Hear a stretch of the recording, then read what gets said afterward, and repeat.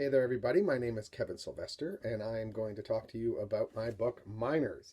Now, one of the things I do when I talk about this book is use it to answer a question that I get asked all the time, which is, as an author, where do you get ideas? And the answer actually is the sort of combinations of things, like little bits of information in your brain start to congeal and form things like atoms form molecules. So J.K. Rowling, for example, liked magic, and she put that together with going to school, or Rick Riordan does the same thing when he mashes together Greek mythology and going to school.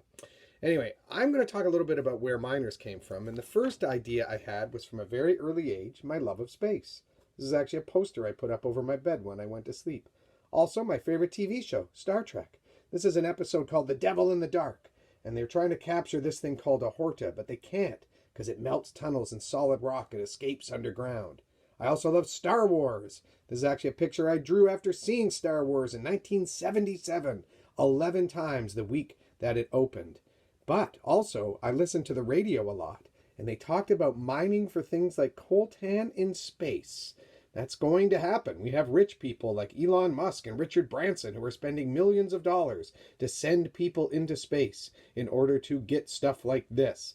And so I started to ask myself the question, what will our future be like if we start mining in space? So that's when I started thinking, hey, what if we had cars that could melt tunnels in solid rock like a horta so you could escape underground? Or companies owned by super rich dudes like my company Melming Mining. And in fact, they discover a planet in our solar system called Perseus, which has everything we need. Now, I'm going to do a very short reading from the book. But just to set it up, this is a planet that has all the things that Earth needs. So they start a mining colony up here. But at the very beginning of the book, something spooky is about to happen that has everyone feeling a little bit nervous, which is that they're going to have a communications blackout between Perseus and Earth because the sun basically is in the middle. It's going to interfere with all their communications. So everyone's a little bit on edge. So what they decide to do is to have a party to calm everybody's nerves.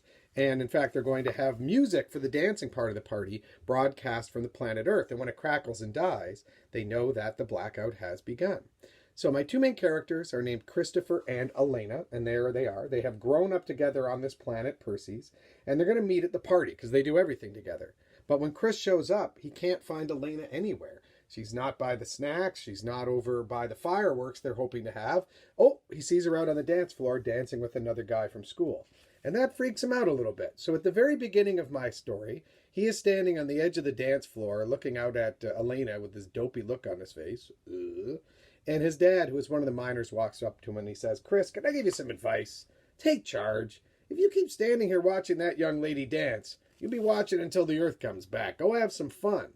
And he shoves Chris out on the dance floor. And Chris makes his way over to Elena and they start dancing. And he's really enjoying it, which is freaking him out even more. And so they're dancing and a slow song comes on. And then the music starts to crackle and fade. And that means the blackout is about to begin and something horrible is about to happen. The static became frequent, the music less and less clear, but we stayed together dancing. And back at the party, someone started a countdown. 10, 9, 8, 7. Elena looked at me and smiled. "Hey, it's like a New Year's Eve party," she said. 6, 5, 4, 3. And Chris, do you know what people do at exactly midnight on New Year's Eve? They wear goofy party hats. 2, she leaned in close and said to me in a whisper. No. 1, the music sputtered and died. And at that precise moment, the Earth disappeared, and Elena Rosales leaned her lips towards me. There was a huge crack and boom from somewhere overhead. "Fireworks?" I said, unsure whether to turn and watch. Then I heard the screams. Elena looked over my shoulder and gasped. I saw the panic in her eyes, and I turned around just as the first bombs fell. So there you go. That's a little bit for minors. And if you would like to know what happens next, great! Read the book.